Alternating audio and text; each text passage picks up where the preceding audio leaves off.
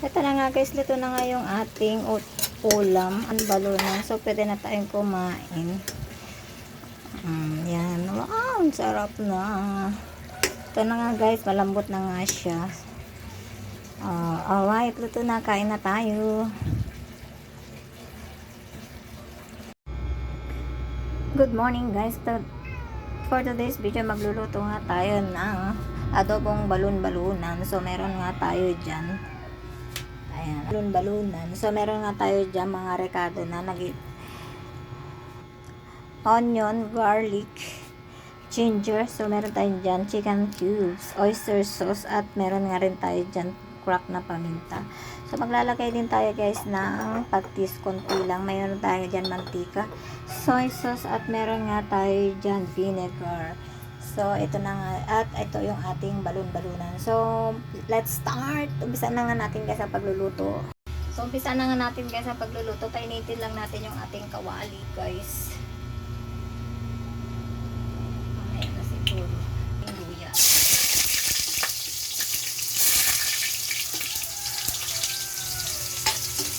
Sunod na natin yung ating bawang guys. Lagyan na rin natin yung ating sibuyas.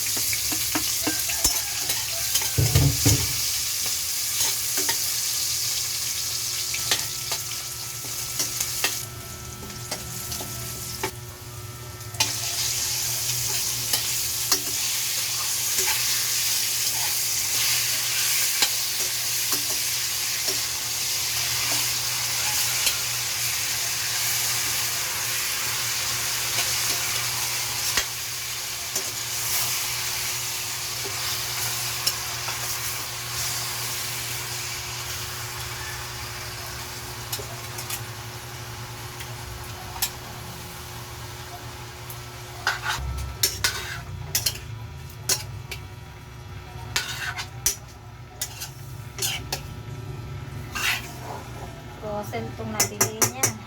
Ang daming sakit.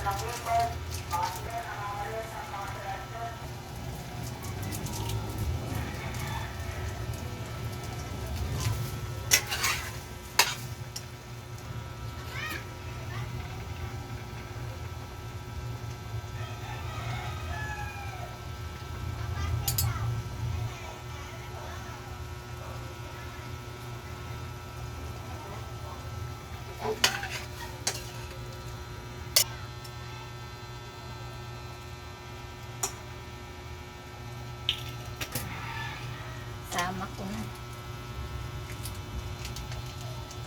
Pagsama-samahin na natin lahat dyan.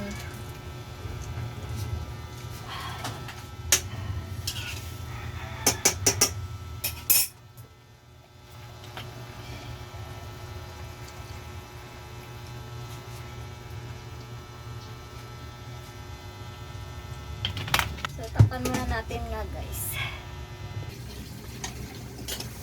At ito na guys, luto na nga yung ating atay balon-balunan. So, maglagay lang tayo ng konting sauce dyan guys.